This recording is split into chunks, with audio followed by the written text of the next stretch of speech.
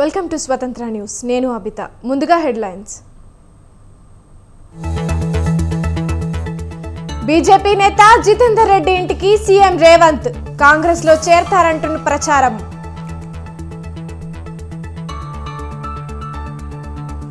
BRS పార్టీకి వరుస షాకులు. మాజీ మంత్రి పెద్దిరెడ్డి రాజీనామా. బీజేపీలోకి ఆరూరి.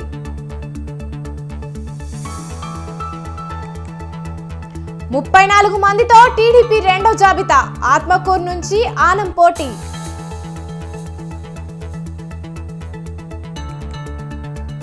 గ్రూప్ 1 అక్రమాలపై సిబిఐ విచారణ జరపాలి. ప్రభుత్వ పెద్దల హస్తంతోనే అక్రమాలు జరిగాయన్న బాబు.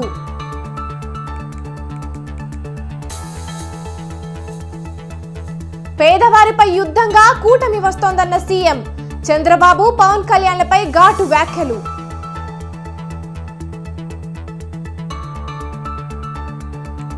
తెలంగాణలో 2 రోజుల పాటు మోదీ పర్యటన. మల్కాజ్గిరిలో road show.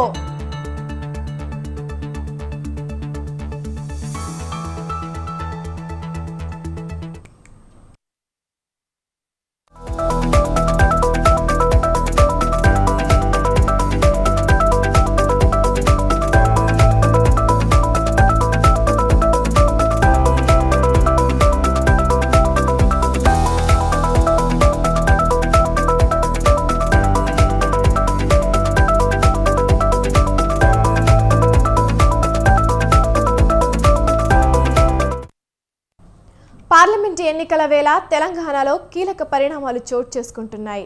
Mahabub Nagar ticket ఆశించి భంగపడ్డ బీజేపీ నేత మాజీ ఎంపీ జితేందర్ రెడ్డి ఇంటికి సీఎం రేవంత్ రెడ్డి స్వయంగా వెళ్లారు. సీఎం రేవంత్ జితేందర్ రెడ్డితో భేటీ అయ్యారు. అనంతరం జితేందర్ రెడ్డిని సీఎం రేవంత్ కాంగ్రెస్లోకి ఆహ్వానించినట్లు తెలుస్తోంది. సీఎం రేవంత్ వెంట మంత్రి పొంగులేటి శ్రీనివాసరెడ్డి, కాంగ్రెస్ నేత పట్నం మహేందర్ రెడ్డి ఉన్నారు. బీజేపీలో గత కొంతకాలంగా జితేందర్ రెడ్డి అసంతృప్తిగా ఉన్నారు.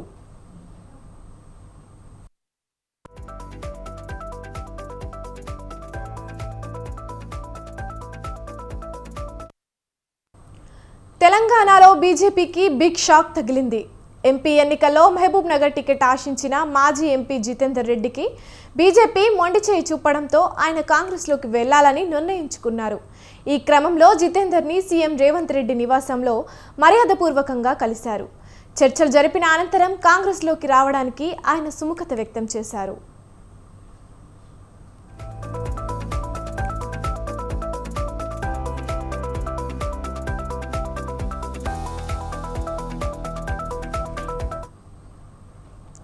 బీజేపీ నుంచి మహబూబ్ నగర్ ఎంపీ టికెట్ ఆశించిన జితేందర్ రెడ్డికి షాక్నిస్తూ ఆ టికెట్ని బీజేపీ జాతీయ ఉపాధ్యక్షులు డీకే అరుణకు కేటాయించారు.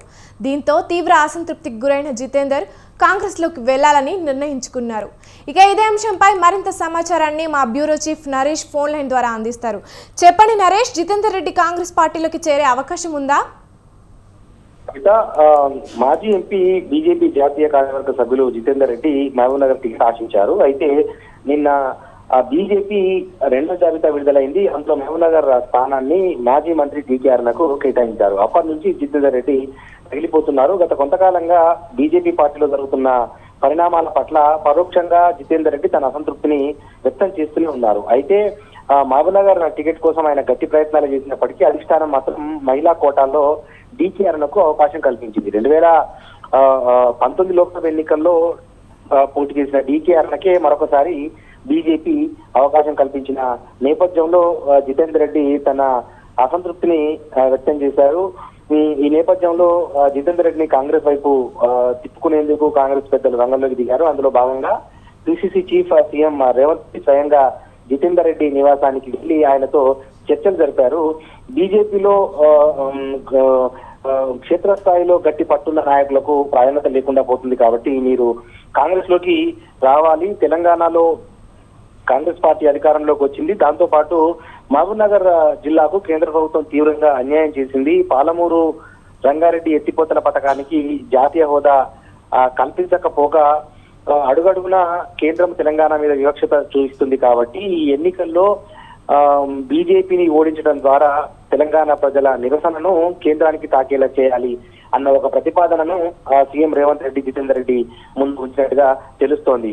పార్టీలో బీజేపీలో ప్రాధాన్యత లేని కారణంగా జితేందర్ రెడ్డి కాంగ్రెస్ కు వస్తే సముచిత స్థానం కల్పిస్తాము, ఆయన స్థాయికి హోదాకు గౌరవానికి భంగం వాటిల్లకుండా ఈ లోక్సభ ఎన్నికల్లో కాకపోతే భవిష్యత్తులో చాలా అవకాశాలు ఉంటాయి, అప్పుడు జితేందర్ రెడ్డికి ఆయన స్థాయికి తగ్గ పదవి ఇచ్చి గౌరవించుకుంటాము అని రేవంత్ రెడ్డి హామీ ఇచ్చినట్టుగా తెలుస్తోంది. ఈ నేపథ్యంలో దాదాపుగా బీజేపీకి రాజీనామా చేసేందుకే జితేందర్ రెడ్డి ఒక నిర్ణయానికి వచ్చినట్టుగా తెలుస్తోంది. ఎందుకంటే బీజేపీ ఇప్పటి వరకు ప్రకటించిన లోక్సభ అభ్యర్థుల పరిశీలిస్తే చాలా మంది టీఆర్ఎస్ కు చెందిన నేతలకే బీజేపీ ఇప్పుడు టికెట్లు ఇచ్చింది. అంటే బీజేపీ టీఆర్ఎస్ పరస్పర అవగాహనతో ఎన్నికల్లోకి వెళ్తున్నట్టుగా అర్థమవుతుంది అన్న అభిప్రాయంతో జితేందర్ రెడ్డి ఉన్నారు. అసెంబ్లీ ఎన్నికల సమయంలో సైతం బీజేపీ బీఆర్ఎస్ పట్ల చాలా సాఫ్ట్ గా వ్యవహరించింది. ప్రధాని గాని కేంద్ర హోంమంత్రి అమిత్ షా పదే పదే అవినీతి విమర్శలు చేస్తున్నప్పటికీ గత ప్రభుత్వంలో జరిగిన అవినీతిపై కేంద్ర ప్రభుత్వం ఎలాంటి దర్యాప్తులు చేయట్లేదు. పైగా దూకుడు మీద ఉన్న బీజేపీ చీఫ్ గా దూకుడుగా వ్యవహరించిన బండి సంజయ్ కాదని కిషన్ రెడ్డికి బాధ్యతలు అప్పచెప్పారు. జితేందర్ రెడ్డి బండి సంజయ్కి నమ్మిన వ్యక్తిగా దగ్గర మనిషిగా వ్యవహరించారు. ఆ తర్వాత పార్టీ కోసం పనిచేసిన వాళ్ళకి కాకుండా ఈ మధ్య పార్టీలో చేరిన నేతలకే ఎక్కువగా బీజేపీ టికెట్లు ఇస్తుంది. బీజేపీలో సిద్ధాంతాలు లేవు అన్న ఉద్దేశంతో జితేందర్ రెడ్డి బీజేపీకి రాజీనామా చేయాలి అని చెప్పి భావిస్తున్నారు. ఆ పరిస్థితిలో రేవంత్ రెడ్డి జితేందర్ రెడ్డి స్వయంగా జితేందర్ రెడ్డి నివాసానికి చేరుకుని చర్చలు జరపటము, జితేందర్ రెడ్డి కాంగ్రెస్ పార్టీలో చేరేందుకు ఒక అభిప్రాయాన్ని వ్యక్తం చేసినట్టుగా తెలుస్తుంది. అయితే ఒక మంచి ముహూర్తం చూసుకొని ఆయన బీజేపీకి రాజీనామా చేయటము, కాంగ్రెస్ లో చేరిపోవటం జరుగుతుంది. అయితే ఇక్కడ మరొక అంశాన్ని మనం ప్రస్తావించాల్సి ఉంటుంది. జితేందర్ రెడ్డి టిఆర్ఎస్ లో ఉన్నప్పుడు కానీ లేకపోతే ఆ తర్వాత బీజేపీలో చేరిన అప్పుడు కానీ రేవంత్ రెడ్డితో మంచి సంబంధాలే ఆయన కొనసాగిస్తున్నారు. వాళ్ళిద్దరికీ రాజకీయంగా 20 సంవత్సరాల అనుబంధం ఉంది. మంచి మిత్రులుగా ఉన్న ఈ సమయంలో రేవంత్ రెడ్డితో కలిసి ప్రయాణం చేయాలి, కాంగ్రెస్ పార్టీతో కలిసి ప్రయాణం చేయాలి అని చెప్పి జితేందర్ రెడ్డి భావించారు. ఎందుకంటే జితేందర్ రెడ్డి గత అసెంబ్లీ ఎన్నికల్లో మహబూబ్నగర్ స్థానాన్ని ఆశించారు. ఆయనకు మహబూబ్నగర్ అసెంబ్లీ స్థానాన్ని కేటాయించలేదు, ఇప్పుడు పార్లమెంట్ స్థానాన్ని కూడా కేటాయించలేదు. ఈ నేపథ్యంలో తీవ్ర అసంతృప్తిగా రగిలిపోతున్న జితేందర్ రెడ్డి బీజేపీకి రాజీనామా చేసి కాంగ్రెస్ లో చేరిపోవడం దాదాపుగా ఖరారైంది. ఆ నేపథ్యంలోనే సీఎం రేవంత్ తో జితేందర్ రెడ్డి భేటీ కావడం రాజకీయంగా కొంత ప్రాధాన్యత చేకూర్చుందని మనం చెప్పాలి. అయితే జితేందర్ రెడ్డి పార్టీలోనే మరికొంతమంది మాజీ ఎంపీలు బీజేపీ సీనియర్ నేతలు ఉన్నట్టుగా కూడా తెలుస్తా ఉంది. అబిత, నరేష్, జితేందర్ రెడ్డి మహబూబ్ నగర్ ఎంపీ టికెట్ ఆశిస్తున్నారు కాబట్టి మహబూబ్ నగర్ టికెట్ ఇప్పటికే వంశీచంద్కు కేటాయించారు కదా, మరి ఏమైనా మార్పులు చేర్పులు చేసే అవకాశం ఉందా? అదే మార్పులు ఉండకపోవచ్చు, అలా అని చెప్పి మార్పులు ఉండకపోవచ్చు అని కూడా మనం చెప్పలేము. ఎందుకంటే కాంగ్రెస్ తొలి జాబితాలోనే వంశీచంద్ర రెడ్డి పేరును ఖరారు చేశారు. అయితే ఇప్పుడు ఖరారు చేసిన తర్వాత జితేందర్ రెడ్డి కాంగ్రెస్ పార్టీలో చేరితే ఆయనకు టికెట్ ఇస్తే కొంత ప్రజా వ్యతిరేకత వ్యక్తమయ్యే అవకాశం ఉంటుంది. ఎందుకంటే వంశీచంద్ర రెడ్డికి క్లీన్ ఇమేజ్ ఉంది. దాంతో పాటు కల్వకుర్తి తన సొంత సెగ్మెంట్ అయిన కల్వకుర్తి అసెంబ్లీ స్థానాన్ని వంశీచంద్ర రెడ్డి త్యాగం చేశారు. దాని తర్వాత వంశీచంద్ర రెడ్డి కొంతకాలంగా మహబూబ్నగర్ ఎంపీ అభ్యర్థిగా ఆయన ఆల్రెడీ ప్రచారాన్ని ప్రారంభించేశారు. పాలమూరు న్యాయయాత్ర పేరుతో తన పార్లమెంట్ సెగ్మెంట్ లోని 7 అసెంబ్లీ నియోజకవర్గాల్లో ఆయన యాత్ర ద్వారా ప్రజల్లోకి వెళ్లే ప్రయత్నం చేశారు. అదే సమయంలో PCC chief CM Revanth Reddy ఇప్పటికీ వంశీచంద్ర రెడ్డి పేరును ప్రకటించారు. అదే సమయంలో సీఎం రేవంత్ సొంత సెగ్మెంట్ అయిన కొడంగల్ కూడా మహబూబ్నగర్ పార్లమెంట్ పరిధిలోకి వస్తుంది.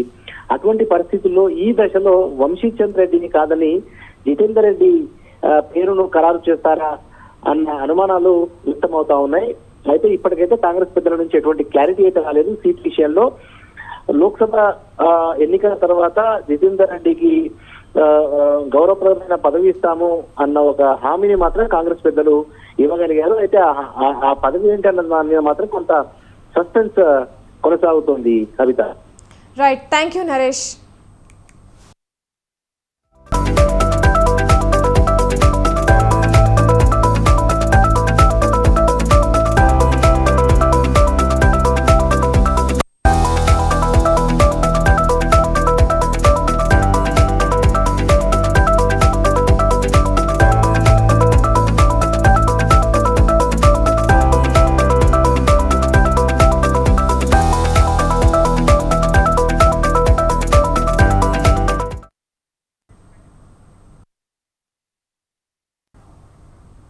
మాజీ మంత్రి ఇనుగాల పెద్దిరెడ్డి బీఆర్ఎస్కి షాక్ ఇచ్చారు.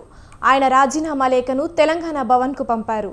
2 దశాబ్దాల కాలంగా ఉమ్మడి కరీంనగర్ జిల్లాలో మంత్రిగా, శాసనసభ్యుడిగా తనదైన శైలిలో రాజకీయం చేసిన పెద్దిరెడ్డి హఠాత్తుగా రాజీనామా చేయడం కలకలం రేపింది. పార్లమెంటు ఎన్నికలకు ముందు పెద్దిరెడ్డి రాజీనామా చేయడం బీఆర్ఎస్కు పెద్ద షాక్ తగిలినట్టయింది. ఇక ఇదే అంశంపై మరింత సమాచారాన్ని మా ప్రతినిధి సవిన్ ఫోన్ లైన్ ద్వారా అందిస్తారు. చెప్పండి సవిన్, పెద్దిరెడ్డి రాజీనామా చేయడానికి గల కారణాలు ఏంటి? ఇప్పటికే బీఆర్ఎస్ పార్టీకి సంబంధించి మాజీ ఎమ్మెల్యేలు, సిట్టింగ్ ఎంపీలతో పాటు మాజీ మంత్రులు సైతం పార్టీని విడుతున్న క్రమంలో ఉమ్మడి కరీంనగర్ జిల్లాకు చెందిన మాజీ మంత్రి ఇనుగాల పెద్దిరెడ్డి ఈ రోజు రాజీనామా చేశారు. గతంలో ఉమ్మడి ఆంధ్రప్రదేశ్ లో టీడీపీ హయాంలో హుజురాబాద్ నియోజకవర్గం నుంచి ఎమ్మెల్యేగా గెలుపొంది రాష్ట్ర మంత్రిగా పనిచేశారు. ఆ తర్వాత బీజేపీలో చేరారు. బీజేపీ నుంచి బీఆర్ఎస్ పార్టీలో చేరారు. ఇప్పుడు బీఆర్ఎస్ పార్టీ అధినాయకత్వం తీరు నచ్చగా, వ్యవహార శైలి నచ్చగా తాను పార్టీకి రాజీనామా చేస్తున్నట్లుగా తెలిపారు. ఇటీవల కరీంనగర్ లో నిర్వహించినటువంటి బీఆర్ఎస్ పార్టీ కథనబేరి బహిరంగ సభకు సైతం తనకు ఆహ్వానం అందలేదు. ముఖ్యంగా కరీంనగర్ పార్లమెంట్ ఎన్నికల్లో బీఆర్ఎస్ పార్టీ అభ్యర్థి విజయానికి సంబంధించి సలహాలు, సూచనలు కూడా తీసుకునేందుకు అధిష్టానం ఇష్టపడలేదు. ఆ కారణంతో రాజీనామా చేస్తున్నట్లు ఇనుగాల పెద్దిరెడ్డి తెలిపారు. ముఖ్యంగా రాజీనామా పత్రాన్ని తన అనుచరులతో తెలంగాణ భవన్ కు పంపించి తెలంగాణ భవన్ లో ఉన్న సిబ్బందికి అందజేసిన పరిస్థితి మనకు కనపడుతుంది. ఇక మాజీ మంత్రి హైదరాబాద్ నగరానికి సంబంధించి మల్కాజ్గిరి మేడ్చల్ ఎమ్మెల్యే మాజీ మంత్రి చామకూర మల్లారెడ్డితో పాటు ఆయన కుమారుడు భద్రారెడ్డి తాజాగా బెంగళూరు వెళ్లి Karnataka deputy CM DK Shivakumar ని కలిశారు. గత కొంతకాలంగా మల్లారెడ్డి తన కుటుంబంతో సహా పార్టీ మారతారనే ప్రచారం పెద్ద ఎత్తున జరుగుతుంది. మొదట తన కుమారుడు భద్రారెడ్డిని మల్కాజ్గిరి పార్లమెంట్ స్థానం నుంచి బీఆర్ఎస్ పార్టీ తరఫున పోటీ చేయడానికి ఆయన పెద్ద ఎత్తున ప్రచారం చేశారు. అసెంబ్లీ సమావేశాలు జరుగుతున్న సమయంలో సైతం మీడియా చిట్ చాట్ లో భాగంగా నా కుమారుడికి ఖచ్చితంగా మల్కాజ్గిరి ఎంపీ సీటు వస్తుందని భావించారు. కానీ ఆ తర్వాత రాష్ట్ర ప్రభుత్వం మల్లారెడ్డి కాలేజీలకు సంబంధించి అక్రమ నిర్మాణాలపై కొరడా జులిపించడంతో పాటు అక్రమ కట్టడాలను కూల్చివేయడంతో ఒక్కసారిగా అలర్ట్ అయిన మల్లారెడ్డి సీఎం సలహాదారుడు వేం నరేందర్ రెడ్డితో భేటీ అయ్యారు. ఆ తర్వాత ఆయన అల్లుడు మల్కాజ్గిరి ఎమ్మెల్యేగా ఉన్నటువంటి మర్రి రాజశేఖర రెడ్డితో కలిసి సీఎం సలహాదారుడు వేం నరేందర్ రెడ్డితో కలిసి పార్టీ మారేందుకు సిద్ధమయ్యారనే ప్రచారం జరిగింది. తాజాగా ఆయన బెంగళూరు వెళ్లి కర్ణాటక డిప్యూటీ సీఎం, కాంగ్రెస్ లో కీలక పాత్ర పోషిస్తున్న డీకే శివకుమార్ ని కలిసి పార్టీలో చేరేందుకు సుముఖత వ్యక్తం చేశారన్న ప్రచారం జరుగుతుంది. ఇక రేపు లేదా ఎల్లుండి కాంగ్రెస్ పార్టీ జాతీయ ప్రధాన కార్యదర్శి, అగ్రనేతగా ఉన్న ప్రియాంక గాంధీని సైతం మల్లారెడ్డి కలవబోతున్నట్లుగా తెలుస్తోంది. ఇప్పటికే బీఆర్ఎస్ పార్టీకి సంబంధించి సిట్టింగ్ ఎంపీలు పార్టీ మారారు. అదేవిధంగా మాజీ ఎమ్మెల్యేలు సైతం ఇటీవల బీజేపీ ప్రకటించిన జాబితాలో అత్యధిక భాగం బీఆర్ఎస్ నుంచి బీజేపీలోకి వెళ్లి టికెట్ దక్కించుకున్న వాళ్ళే మనకు కనపడుతున్నారు. ఇప్పుడు పార్లమెంట్ ఎన్నికలకు ముందు హైదరాబాద్ నగరంలో కాంగ్రెస్ పార్టీకి ఆశించిన స్థాయిలో ఎమ్మెల్యే స్థానాలు రాలేదు. కాబట్టి ఇప్పుడు పార్లమెంట్ ఎన్నికల్లో కాంగ్రెస్ పార్టీ లబ్ధి పొందాలంటే బీఆర్ఎస్ పార్టీకి సంబంధించినటువంటి సిట్టింగ్ ఎంపీలు ఉన్న చోట్ల వారిని పార్టీలో చేర్చుకోవడం ద్వారా, వారిని పార్టీకి అనుకూలంగా మలుచుకోవడం ద్వారా తమకు లాభం చేకూరుతుందని కాంగ్రెస్ పార్టీ భావిస్తుంది. అందులో భాగంగానే మల్లారెడ్డి తన కుమారుడు భద్రారెడ్డితో కలిసి Karnataka deputy CM DK Shivakumar తో భేటీ అవ్వడం రాజకీయ ప్రాధాన్యత సంతరించుకుందని చెప్పుకోవచ్చు. Right, thank you సవిన్.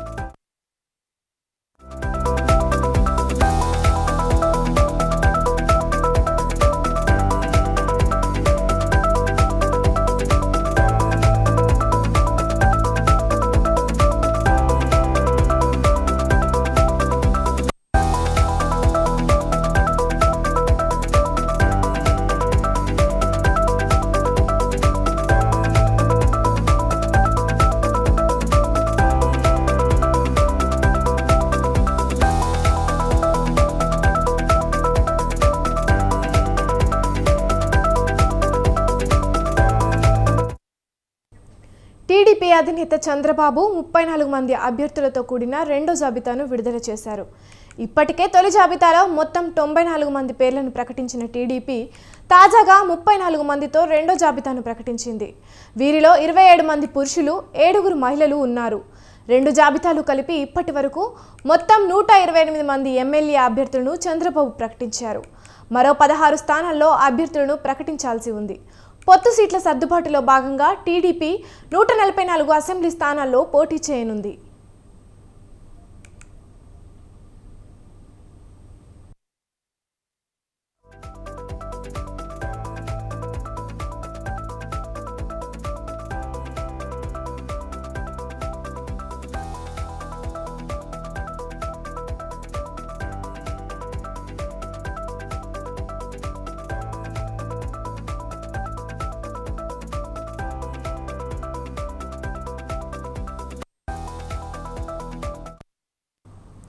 దెందులూరు నుంచి చింతమనేని ప్రభాకర్, రాజమండ్రి రూరల్లో గోరంట్ల బుచ్చయ్య చౌదరి, గురజాల స్థానంలో ఎరపతినేని శ్రీనివాస్కు టికెట్ కన్ఫర్మ్ చేసింది టీడీపీ. ఆత్మకూరు నుంచి ఇటీవల పార్టీలో చేరిన ఆనం రామనారాయణ రెడ్డికి టికెట్ దక్కింది. పెండింగ్లో మరో 16 స్థానాలున్నాయి.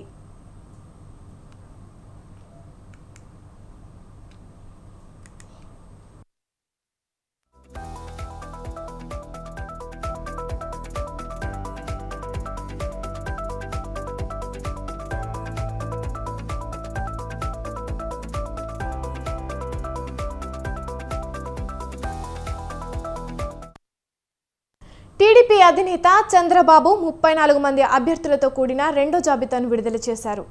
ఇప్పటికే తొలి జాబితాలో మొత్తం 94 మంది పేర్లను ప్రకటించిన టీడీపీ తాజాగా 34 మందితో రెండో జాబితాను ప్రకటించింది.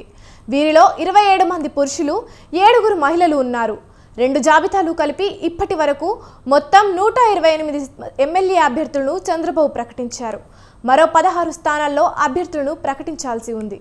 పొత్తు సీట్ల సర్దుబాటులో భాగంగా టీడీపీ 144 అసెంబ్లీ స్థానాల్లో పోటీ చేయనుంది.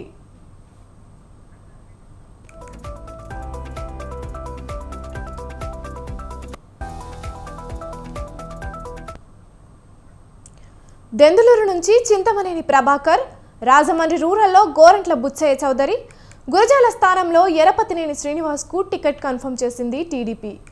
ఆత్మకూరు నుంచి ఇటీవల పార్టీలో చేరిన ఆనం రామనారాయణ రెడ్డికి టికెట్ దక్కింది. పెండింగ్లో మరో 16 స్థానాలున్నాయి. ఇక ఇదే అంశంపై మరింత సమాచారాన్ని మా ప్రతినిధి సంతోష్ లైవ్ ద్వారా అందిస్తారు. చెప్పండి సంతోష్, ఇప్పుడు ప్రకటించిన స్థానాల్లో బీజేపీ నుంచి కానీ జనసేన నుంచి కానీ ఎవరైనా ఆశావాహులు ఉన్నారా?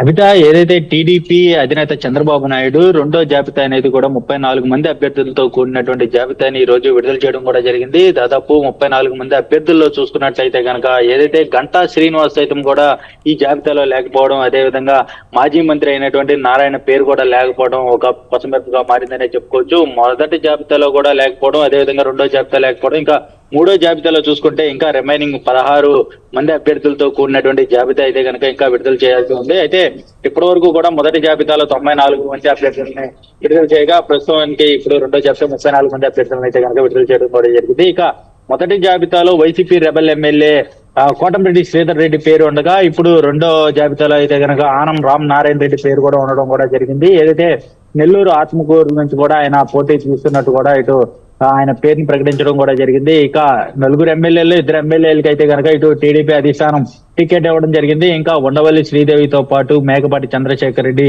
వీరిద్దరికి కూడా టికెట్ ఉంటుందా అన్న దానిపై అయితే కనుక తీవ్ర ఉత్కంఠ కొనసాగుతుందని చెప్పుకోవచ్చు. ఇక ఏదైతే గంటా శ్రీనివాస్ కూడా ఇంకా ఖరారు చేయని పరిస్థితులు కనబడతా ఉన్నాయి. అదేవిధంగా మాజీ మంత్రి నారాయణ సైతం కూడా ఆయనకు కూడా టికెట్ ఇవ్వకపోవడం.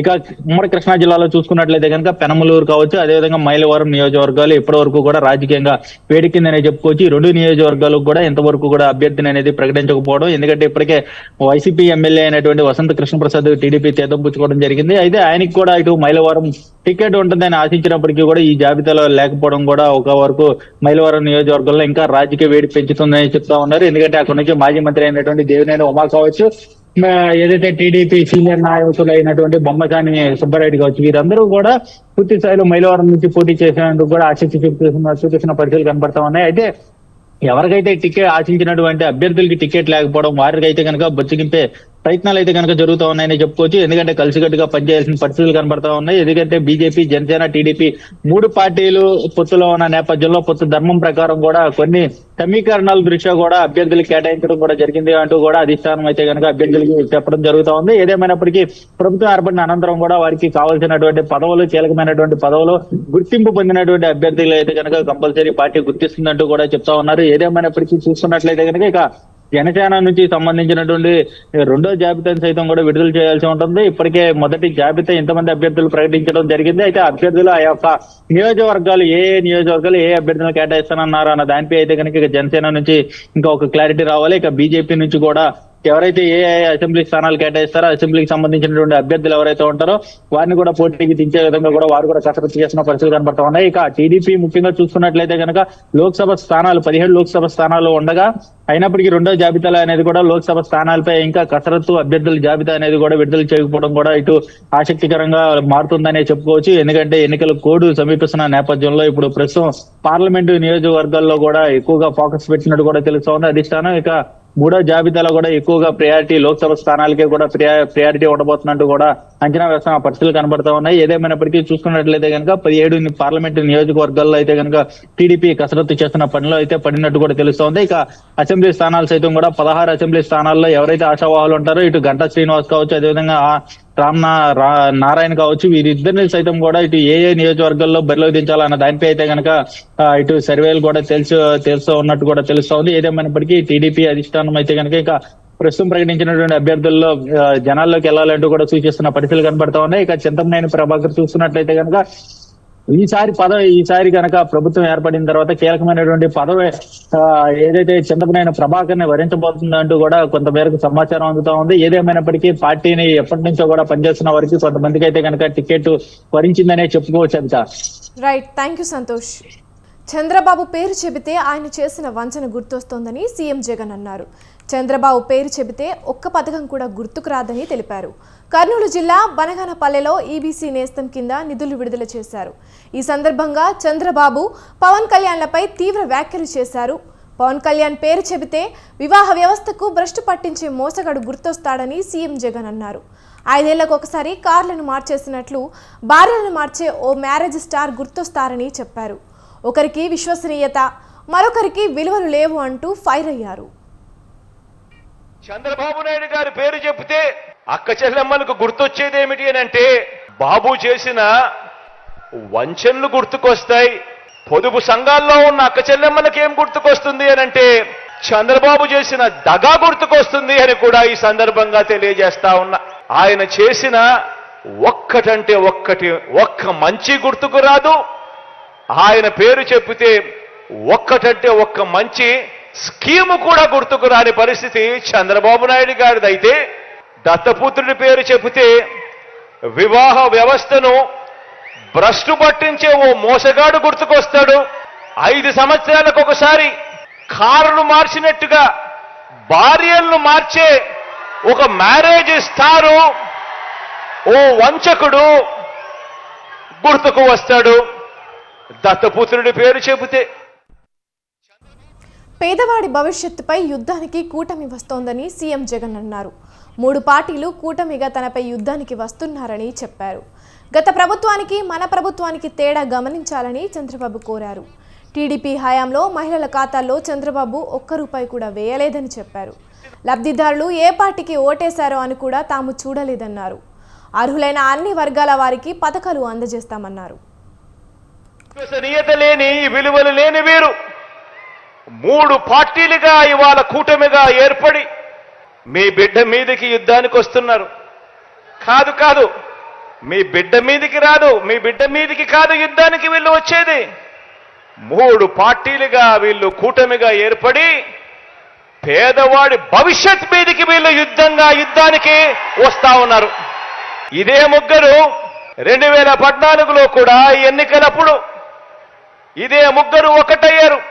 ఎన్నికల మేనిఫెస్టో అంటూ సంతకం పెట్టి మరి ఈ మాదిరిగా ప్రతి ఇంటికి కూడా పంపించాడు ఈ పెద్ద మనిషి చంద్రబాబు గారు.